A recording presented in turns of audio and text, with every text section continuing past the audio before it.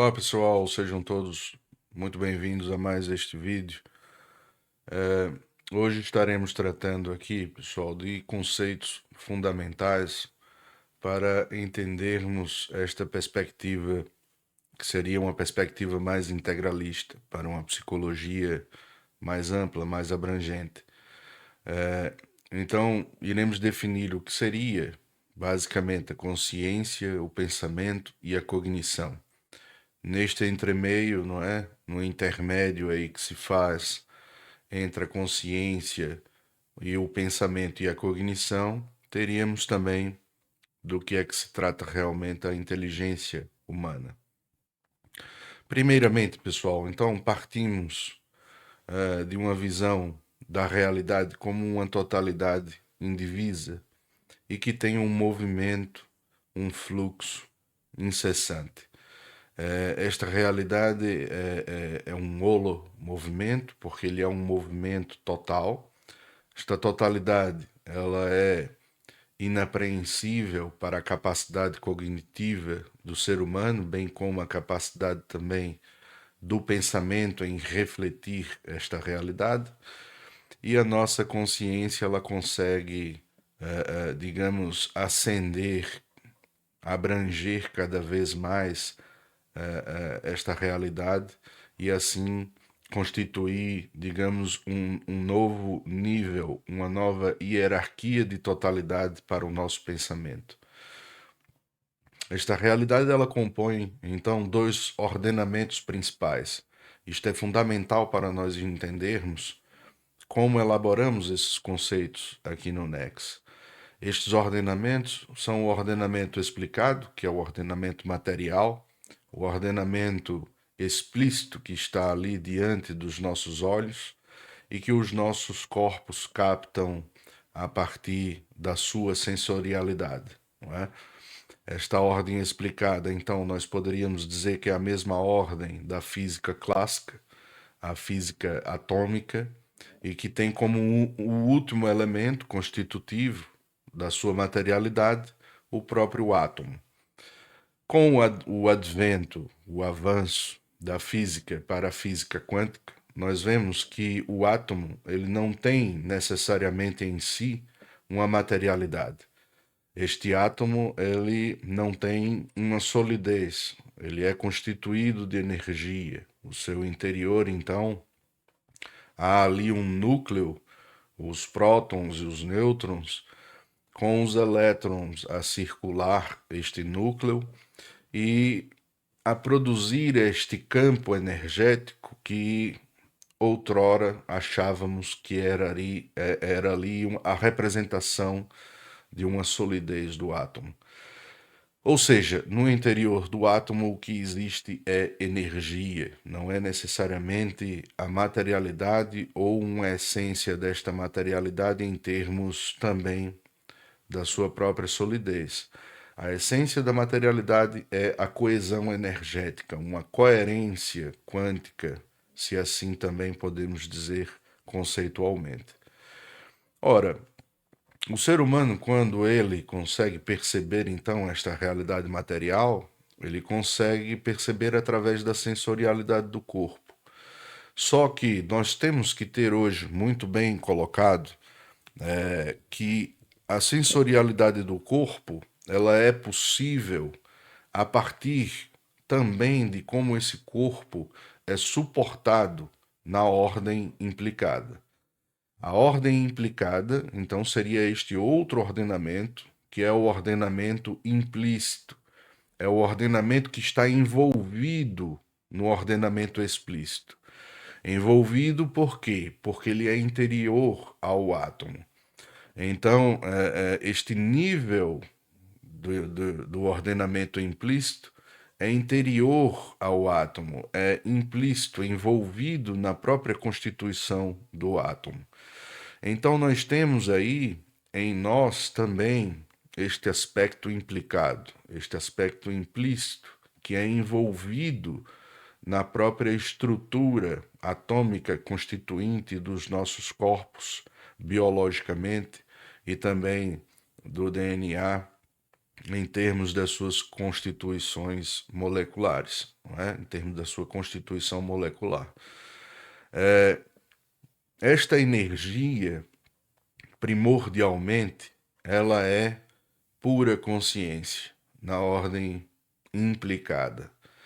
Esta pura consciência, que seria a consciência que a tudo forma, a tudo sustenta e a tudo suporta, nós denominamos aqui no Nex de consciencialidade, justamente para distinguir que a nossa consciência ela advém desta consciencialidade, mas ela é particular, ela é particularizada, ela é feita, ela é criada pessoal, ou seja, esta pessoalidade é a nossa particularidade, a nossa singularidade no âmbito mais essencial do nosso ser. Então, a nossa consciência, nós poderíamos dizer que é a quintessência da nossa constituição existencial, dessa substância da nossa essência como seres humanos. Esta energia, a nossa consciência particular, ela dá forma, enquanto energia fundamental, ao que nós já conhecemos historicamente como denominado a alma. Esta alma seria então aquela energia que a tudo anima, que a tudo dá movimento, a tudo o que é vivo.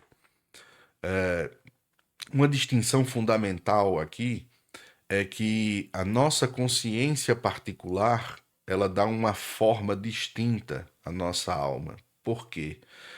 Porque esta alma, que é advinda de uma consciência particular, ela é uma alma inteligente. Então, esta alma possui uma inteligência. E a inteligência, nós poderíamos dizer que é a essência daquilo que é mental. A nossa mente, ela é uma mente implicada. Ela está nessa ordem implícita, envolvida no cérebro. Esta implicação da alma no corpo é justamente aquilo que também sustenta o corpo na sua energia vital. Essa energia vital, ela não é uma energia qualquer. Ela é uma energia que é transduzida pelos nossos cromossomos, não é? Pela nossa codificação genética. E está impressa nessa codificação genética também o aspecto da nossa própria singularidade. Então, o corpo e a alma é uma forma só. E o que determinamos aqui como singularidade seria justamente a nossa consciência particular que dá forma a esta alma enquanto energia, ou a alma sendo justamente a forma implicada desta consciência particular, e nós temos aí o corpo como a expressão explicada na ordem explícita, material, desta substância que é a alma, que também dá forma ao corpo. Ora, nós poderíamos dizer então que este aspecto da implicação da alma no corpo tem como princípio fundamental esta consciência particular, porque é a nossa consciência que nos leva a aceder ou acessar a informação primordial que está contida no interior dos próprios elétrons. Os próprios elétrons, eles também não são partículas sólidas. No seu interior, eles possuem ali outras partículas, e estas outras subpartículas, se assim podemos também denominar, elas também não vão ter materialidade. Em última instância, o que irá haver como fundamento primordial desta realidade é a informação. Formação, que seria o aspecto programacional, ou seja, o programa fundamental, a informação fundamental que programou este universo da forma como nós progressivamente temos vindo a conhecer. A tudo criou e a tudo também programou neste próprio movimento que é a realidade, não é? E nós tentamos apreender este movimento como aquilo que denominamos como o tempo. O tempo ele não é a contagem do passar desse movimento, mas é o próprio movimento em si. É por isso que o tempo nós não conseguimos apreendê-lo de uma forma total, porque este movimento ele é um movimento que é concebido, tem seu início, meio e fim na programação deste universo, e o tempo ele conforma o próprio espaço.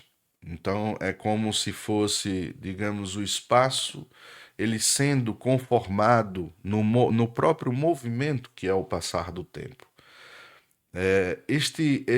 Esta elaboração, então, desta realidade como uma totalidade indivisa é a elaboração do David Bohm, como já colocamos em outros vídeos, é para tentar fazer com que nós possamos, através do pensamento, ter uma noção, uma visão do que é a realidade.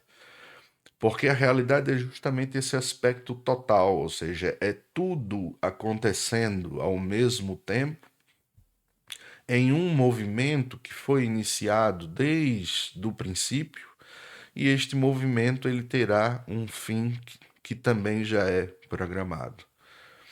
Ora, nesta visão, nós podemos nos debater, então, depois com outras questões, como o livre-arbítrio, e será que temos realmente a liberdade de escolha, a liberdade em termos de, de existência, de comportamento? Sim, nós temos. Mas a liberdade não é a liberdade total. É a liberdade enquanto seres co-criacionais que nós somos. Nós não criamos a realidade do nada. É bom desfazer esta visão que foi propagada com esta noção da física quântica a partir de pessoas que distribuem conhecimentos com um teor místico, com um teor às vezes esotérico, não é? Dizendo que nós criamos a realidade. Nós não criamos a realidade. Isto nada mais é do que o fortalecimento desse humanismo antropocentrista, de acreditar que nós somos dominadores totais da realidade, de que nós somos o centro deste universo, e nós não somos. A criação fundamental que este universo ele nos inclui também como criaturas. Então, nós somos co-criativos, nós conformamos a realidade.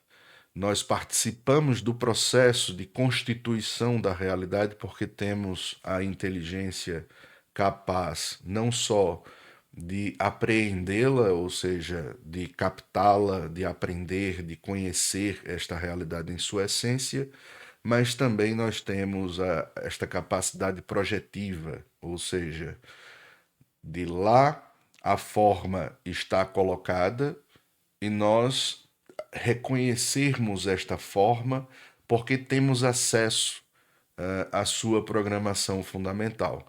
Não temos acesso à potência criativa que dá forma, mas temos acesso a ler aquela forma e, a partir desta forma, reconhecer que esta forma ela é existente. E nós podemos conhecer a essência da forma a partir também do movimento da nossa própria inteligência, da nossa própria razão fundamental, que é a nossa consciência. A consciência, então, é este movimento. A consciência é todo este movimento que inclui não só a nossa inteligência, se nós formos ver a etimologia da palavra inteligência, é ler entre. Ou seja, nós temos que ter a noção que nós lemos a realidade. Só que depois vamos desenvolver isso melhor porque nós lemos a realidade através do pensamento. Quem lê a realidade é a nossa mente, é a nossa alma, a nossa inteligência. O nosso pensamento reflete esta realidade. E quando a reflete, já a reflete de modo fragmentário. Então nós temos que ter o cuidado de ter uma visão muito bem sustentada de que esta realidade, por ser uma totalidade, ela não pode ser dividida. Então, isso faz com que o próprio pensamento se reordene para cada vez mais refletir esta realidade de forma a fazer jus a essa individualidade da própria realidade, não é? Ora, então, voltando um pouco a esta questão da ordem implicada, a nossa consciência particular, ela acessa essa informação fundamental. Só que esta informação fundamental, ela é de uma ordem, digamos, de uma ordem muito maior do que seria a nossa capacidade particular de articulá-la, não é? Então nós reconhecemos as formas que são atribuídas por essa informação, mas nós temos que avançar na busca da essência. E essa essência seria justamente esta busca através da nossa inteligência de constituir um conhecimento cada vez mais sempre parametrizado pela verdade. E a verdade é tal e qual a essência das coisas são, não aquilo que interpretamos. A verdade não é possível nem passível de dialética. Nem tampouco nós podemos conhecer a verdade somente por um processo hermenêutico. A dialética é o processo preferido da modernidade, constituído através do pensamento do filósofo Hegel, de que toda tese pode ser constituída uma antítese para se chegar depois a uma síntese. E nós vamos ver mais para frente em outro vídeo que a tese da modernidade é a própria ciência psicológica, que também vai lá buscar no espaço psicológico um objeto de estudo. Nós temos a antítese, que seria a própria psicanálise. Ora, mas poderíamos pensar então que uma psicologia integralista seria uma síntese? Não, de forma alguma. Esta busca da síntese é justamente a resultante que transformou a nossa civilização, sociedade, no que ela é atualmente. E nós propomos aqui uma outra via. Quando a nossa consciência, então, ela é levada em consideração enquanto uma quinta essência, ou seja, um princípio fundamental, uma essência fundamental do nosso ser, e quando nós resgatamos a alma ao lugar de agente, não é? De regente dessa existência, nós também podemos dizer que esta ontologia humana ela retorna a um lugar no qual a humanidade já esteve com esta perspectiva no seio da sua organização civilizacional anteriormente à modernidade. Então, o aspecto principal que nós estamos discutindo é de que o ser humano ele existe nestas duas ordens, a implicada e a explicada. E também as diversas hierarquias que constituem essas ordens, não é? São hierarquias que nós podemos nos elevarmos, ou nós podemos tanto nos elevarmos a hierarquias mais altas, mas também descender ou digamos, descer para hierarquias mais baixas, não é? A modernidade ela faz isso, ela degrada a visão do ser humano, ela denigre a visão de mundo deste ser humano quando o transforma em um ser humano narcisista ou um ser humano hedonista, quando ela reduz, por exemplo, a transcendência e a visão metafísica do ser humano a apenas uma realidade material, uma realidade materialista, ou então uma realidade que é imanentista, ou seja, idealizada. É uma realidade que é sempre centrada na criação do ser humano, como se ele tivesse ali sempre o poder sobre a realidade e sempre fosse o início de tudo. Devemos isto a Kant e vários outros pensadores vão seguir esta noção, não é? É por isso que é difícil, às vezes, nas teorias psicológicas, nós identificarmos isto. É difícil de identificarmos, por exemplo, no pensamento de Freud, quando se diz que ele iniciou com o conhecimento somente a partir de uma clínica, a filosofia hegeliana, a filosofia kantiana, a filosofia nietzscheana é difícil de encontrar, mas está lá, presente, moldando o pensamento de quem lê aquelas teorias. E aquilo não fala da verdade, do que é a realidade. Aquilo fala de uma interpretação da realidade a partir da constituição dos conceitos e aspectos teóricos que são priorizados em detrimento do que é a verdade, em detrimento do que é a realidade. Isto é da ordem filosófica da subversão. Isso é praticamente beirar a impostura intelectual. Mas trataremos disso. Ora, então, estes ordenamentos, o implicado e o explicado, têm base já nessa noção de que a realidade é mais ampla. A ordem implicada e a ordem explicada não possuem uma fronteira. Você, quando vai visualizar o interior do átomo, aquela fronteira imaginária que seria a parede da unidade atômica, você vê que aquilo, na realidade, é apenas um campo energético. E este campo energético nos leva a conceber de que a interação atômica não passa de interações energéticas, não é? A materialidade das coisas é a coesão energética em um nível de coerência quântica que faz com que a materialidade então seja uma unidade por ligações energéticas que a transformam em digamos, aspectos, digamos que a materialidade é a coesão dessa energia de tal modo em que ela começa a adquirir densidade, não é? Essa aquisição de uma densidade nada mais é do que a coesão energética e a coerência quântica em um ponto de que ela consegue ali aglomerar-se e manter-se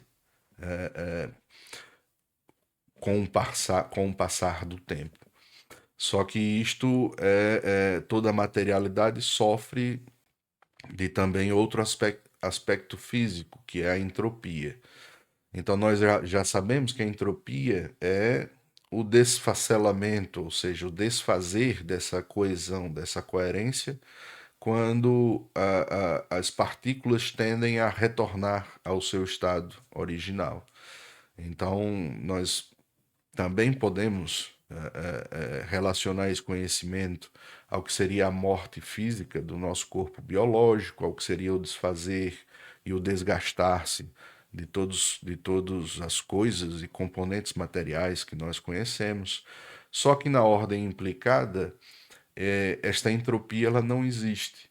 A nossa alma ela é imortal, entre aspas. Ou seja, ela não se desfaz, ela não se gasta, mas ela é influenciada pela sua experiência através do corpo. Então, nós poderíamos dizer que o objetivo do corpo é este, na sua unidade com a alma, é mediar o conhecimento, e onde este conhecimento será alojado é no âmbito da mente. Esse conhecimento não é alojado no cérebro. Todo o nosso corpo ele possui, de certa forma, uma memória, não é? Quando os atletas dizem que tem memória muscular, é porque essa memória ela está ali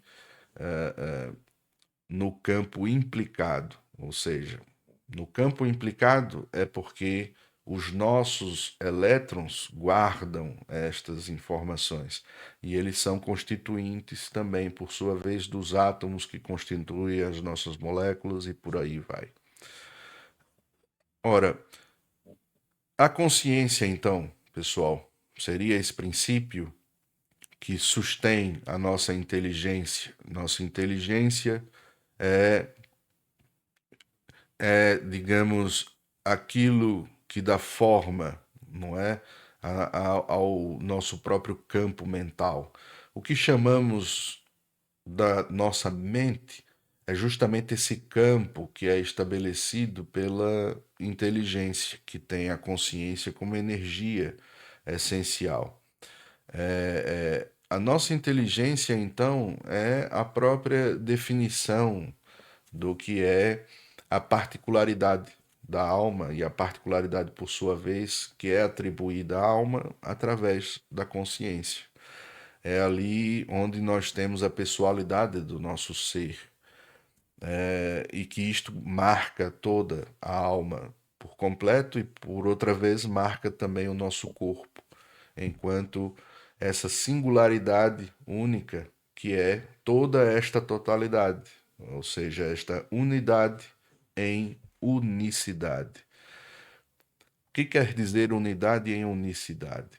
É uma unidade que é indivisa, mas é em unicidade porque é uma totalidade também indivisa e confluente, ou seja, nós não podemos dividir a alma do corpo, nem dividir a consciência da alma, nem dividir a consciência também do seu aspecto fundamental enquanto energia que suporta até a vitalidade do próprio corpo. Quando, na ordem implicada, então, nós temos esta alma como regente do corpo, esse fluxo incessante dessa energia para o corpo, nós estabelecemos ali como desígnio. O desígnio é sempre este movimento da alma reger o próprio corpo em todos os seus aspectos. Ela reger o corpo é dizermos que a alma não só anima o corpo, mas como estabelece o ordenamento do seu movimento. A alma é que ordena o corpo em seu movimento. Só que quando há o desdobramento dessa energia da nossa consciência para o cérebro, ou seja, ordenado pelo desígnio da alma, este desígnio ele é composto em sua energia tanto da percepção que a nossa inteligência realiza sobre o pensamento, ela lê o pensamento, e também ali a intencionalidade. A intencionalidade é essa energia que é conformada no corpo, que ela vai impulsionar no corpo o movimento que é próprio do corpo. E a esse movimento nós poderíamos denominar que, quando circula no próprio corpo e é ali englobado no pensamento, está tudo englobado em pensamento, sentimento, vontade e os instintos mais elementares, que aí é da própria constituição de nossa espécie. Esta intencionalidade, ela é livre. A nossa vontade, ela também é livre, mas ela é livre dentro daquilo que é possível, na ordem das possibilidades que são postas. Então é nisso que nós temos que centrar a discussão quando ela for uma discussão ativa sobre o livre arbítrio. Quando nós estamos estabelecendo esta noção, nós estamos estabelecendo então uma noção que também se utiliza de teorias que hoje já são postas na neurociência, na sua interlocução com a física quântica, que são teorias que falam de que já há este movimento de orquestramento, não é? Como diz o Hameroff e o Penrose, a partir da sua teoria OR, de que nos microtúbulos neuronais, ou seja, pequenos túbulos que são os esqueletos ali dos neurônios, ocorre o colapsamento da função de onda. Este colapsamento da função de onda é a transdução deste aspecto da nossa inteligência, da nossa mente, para o nosso cérebro. E isto é ativado com as sinapses. Tanto as sinapses no aspecto ali das mensagens que vão ser atribuídas juntamente ao aspecto químico dos neurotransmissores, mas também o aspecto do próprio impulso elétrico que irá carregar essas mensagens, que possui em sua essência a informação que a consciência ali atribui a estes impulsos e que vão circular o corpo e vão ordenar este corpo através do ordenamento do pensamento, da percepção inteligente que pode reordenar todo esse pensamento, bem como da intencionalidade que dará movimento a este corpo, juntamente àquilo que é percebido e que é reordenado em pensamento.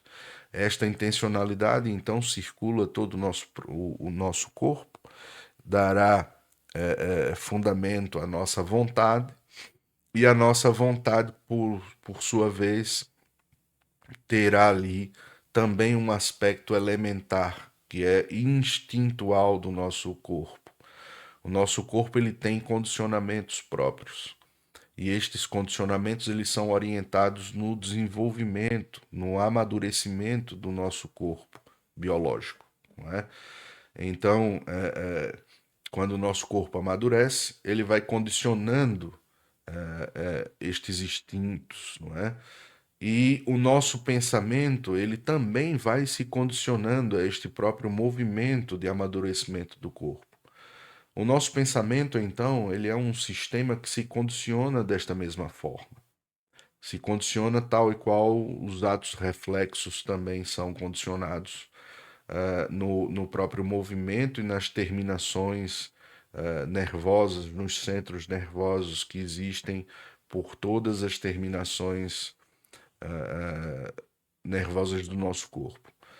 Então, nós poderíamos dizer que o pensamento ele circula principalmente não só no cérebro, ele circula pelo nervo vago e ele vai circular então em todo o corpo, em todas as terminações nervosas, retornando ao cérebro, e o cérebro estando conectado a todas essas terminações, constantemente ele vai tendo ali o painel sensorial do que é a realidade, do que é aquilo que o corpo também está sentindo no seu aspecto interno, biologicamente, dos órgãos, tanto ali também da relação dos órgãos e dos músculos com a ossatura do corpo e todos os outros mais que são capazes ali de transmitir algum tipo de impulso por essas terminações.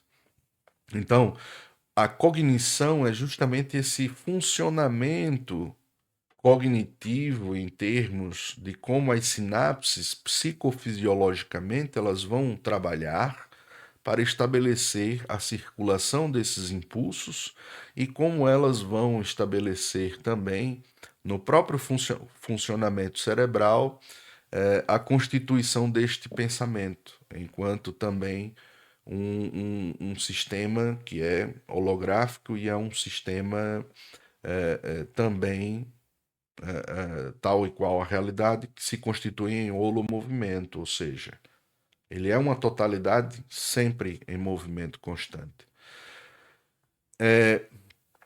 Quando então esta cognição, seja nos aspectos cognitivos primários, sejam nos aspectos metacognitivos, tem como resultante este pensamento, o pensamento ele vai ser esse sistema que pode ser reordenado por nossa percepção. E quando nós temos a capacidade, que isto não é uma capacidade metacognitiva, de nós pensarmos sobre o próprio pensamento. Isto é atribuído na neurociência tradicional como se fosse uma capacidade metacognitiva, mas isto não é. A metacognição está muito mais relacionada aos aspectos que são atribuídos, né, ao pensamento, principalmente pelo fator do funcionamento cognitivo em termos ligados, por exemplo, à memória, em termos ligados à imaginação, em termos ligados a aspectos que estariam ali intrinsecamente relacionados ao funcionamento cognitivo também, principalmente imaginação e memória, que é um aspecto que está relacionado ao cognitivo e que dá ordenamento ao pensamento, ou por ordem de condicionamento, ou por ordem interventiva da inteligência que reordena esse pensamento em um outro tipo, tanto de movimento quanto também de abrangência da própria realidade. É por isso que nós temos que ter esta noção de que também neste desdobramento no colapsamento da função de onda, esta inteligência ela exerce uma função primordial, porque o efeito Zeno, que é falado pelo Henry Stepp, ele é um efeito que acontece por ordem de atenção coerente. Então, a atenção coerente é o que dá a coerência ao próprio desdobramento do aspecto consciente que vai ali permear o nosso pensamento como resultante desse funcionamento cognitivo, desse funcionamento psicofisiológico que vai resultar em aspectos cognitivos, metacognitivos, que vão ali resultar nesse sistema que é o pensamento. Essa atenção coerente, então, pessoal, é uma atenção que vai transformar uma possibilidade dentre as possibilidades que são naquele contexto, naquela circunstância, naquela contingência, são possíveis. Então, aquela possibilidade ela se desdobra e aquilo, enquanto percepção que irá ordenar o pensamento e que, enquanto intencionalidade, irá ordenar a vontade, através também desse mesmo pensamento que se conjuga com os sentimentos é que nos fazem escolher, não é, no seu aspecto mais elementar, que são as emoções, mas o sentimento ele é já uma apropriação do pensamento. E as emoções é essa energia instintual elementar que estão ali muito mais condizentes com os apetites do próprio corpo, não é? O que se chama de desejo estaria muito mais relacionado neste campo fronteiriço entre as emoções, os apetites e também essa conjugação já do pensamento atribuindo ali uma forma a estas energias mais rudimentares, transformando-as em sentimento. Porque o sentimento ele já exige mais tempo, ele já exige um certo teor também de condicionamento. E isso não estamos falando de amor, estamos falando de paixões, do aspecto realmente ali vinculado à repetição e à satisfação, ao prazer e ao campo do que seria justamente esse ciclo vicioso que o corpo busca na sua estabilização, não é? Ele busca o prazer e evita a dor, ou a dor como aspecto fronteiriço ali, já com o prazer também podendo ser revertido em um ou outro. Mas isto faz parte da própria articulação de como essas camadas mais essenciais, mais instintuais do nosso corpo se adaptam. O aspecto do amor já está ligado à alma. O aspecto do amor é de ordem superior e isto faz com que o corpo ordene as suas paixões, os seus vícios em uma outra vertente. Ou os elimine, ou então busque dignificá-los de outra forma. Então, o amor é uma persistência, de certa forma, é uma persistência enquanto vontade, mas é a integridade da intencionalidade voltada para um fim específico e um fim que sempre é inteligível em termos de um ordenamento. O amor nunca é um condicionamento. Portanto, também é um aspecto importante que nós temos aqui que satisfazer ao conhecimento, mesmo que seja de forma introdutória, é que o pensamento ele é um sistema humano. Nós não podemos ter a noção de que o pensamento ele acontece na cabeça de cada um. O pensamento ele é um sistema humano que atravessa os seres humanos na sua biologia. Nós constituímos esse pensamento como resultante cognitiva, mas esta resultante cognitiva ela nunca é somente individual. É por isso que nós dizemos que cognição é diferente de pensamento, porque a cognição acontece sim em cada cérebro. Mas este condicionamento cognitivo que leva como resultante a nós abstrairmos uma espécie de movimento e de pensamento em um ordenamento específico, que depois nós poderíamos até chamar de conhecimento, de cultura, que são componentes do pensamento enquanto esta ordem maior, né, uma totalidade indivisa. O pensamento ele é este próprio movimento que permeia a humanidade em sua totalidade e que tem diferentes hierarquias. Nós dizermos que a cultura, por exemplo, japonesa é diferente da cultura ocidental, sim, mas isso são hierarquias. Estas culturas, por mais diferentes que elas sejam, elas são humanas. Ela não impede de um humano ocidental adaptar-se à cultura japonesa e o japonês adaptar-se à cultura ocidental. E como é que o japonês identifica, por exemplo, aspectos da cultura ocidental e consegue adaptar-se? Pelo pensamento, porque isso é um sistema. Ele se adapta porque ele identifica, ele consegue ele consegue conformar ali naquela forma a identificação do que seria a essência principal que constitui ali aquela forma. Em termos inteligíveis, a cultura humana, ela é uma cultura humana impassível, não é? Ela tem inteligibilidade tanto para um japonês como para qualquer outro e por assim vai.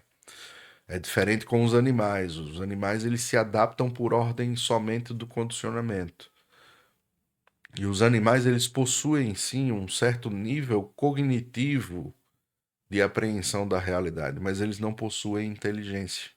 Eles não possuem uma consciência particular. Eles possuem somente a consciencialidade dando forma a uma alma que não é uma alma uniforme como a do ser humano, é uma alma temporária que dá ali a energia vital para aquele animal ele viver durante aquele determinado momento. Só que aquele animal ele também tem a sua individualidade. A diferença para o ser humano, ele tem a sua individualidade, ele tem impresso um DNA único, ele é um animal que, mesmo sendo da mesma raça do que outro animal, ou da mesma espécie que outro animal, ele é distinto em sua individualidade, mas ele não tem uma singularidade. O que é que isso quer dizer? Ele não tem ali no ordenamento implicado um regente. Ele não tem ali no ordenamento implicado uma quintessência, a sua consciência particular. Ele tem a consciencialidade que o permeia e o vitaliza, mas ele vive conforme as possibilidades que já são programadas e codificadas em seu DNA, e os animais têm possibilidades tremendas, porque este DNA ele tem ali um certo teor, digamos, um certo teor de inteligência de quem programou. Tem ali a assinatura do programador, não é? Que a tudo ordenou desta forma e os animais vivem com aquela, digamos, com aquele escopo que é possível e o que o seu DNA os programa. O ser humano não. O ser humano ele pode inclusive afetar este DNA, influenciar este DNA e modificá-lo em sua estrutura epigeneticamente, porque quando o ser humano ele tem ali esta ordem do desígnio, o seu desígnio sempre ele vai imprimir no corpo este reordenamento. E quando você reordena o pensamento, você não reordena apenas a sua ordem intelectiva ou a sua ordem cognitiva, você reordena o próprio movimento do seu corpo, porque o ato ele já será diferente, o seu comportamento já será diferente. Ou quando você muda a sua visão de mundo, a impressão que se tem é que tudo muda, é que tudo, o que estava obscuro se esclarece. Na realidade, quando você muda a sua visão de mundo, você muda não somente a forma como você vê este mundo intelectualmente, você muda o seu próprio movimento no mundo, você muda a sua própria consonância com este mundo e com este movimento. A sua confluência com o mundo, ou seja, com a humanidade e a sua reverberação com a sua realidade já é totalmente diferente. Ou seja, você se transforma. É nisto que nós estamos falando. Nós não estamos falando de uma mudança. Uma mudança, às vezes, é só um aspecto de deslocamento. Nós estamos falando de transformação. Então você se forma de outro modo, em outra figura, em outro tipo de existência. E quando isso acontece, tudo efetivamente vai se tornar outra coisa, outra visão, outro movimento, outra existência, outra percepção, tudo. Então, é justamente isso, pessoal, para não alongar muito este vídeo, que já vai aí bastante extenso. Eu gostaria somente de vos pedir que nos ajudasse. Então, se gostaram de mais este vídeo e querem nos acompanhar, acessem as nossas plataformas. Também peço a ajuda se quiserem tornar-se membros de nossas comunidades. Em breve eu estarei também já iniciando mais atividades lá.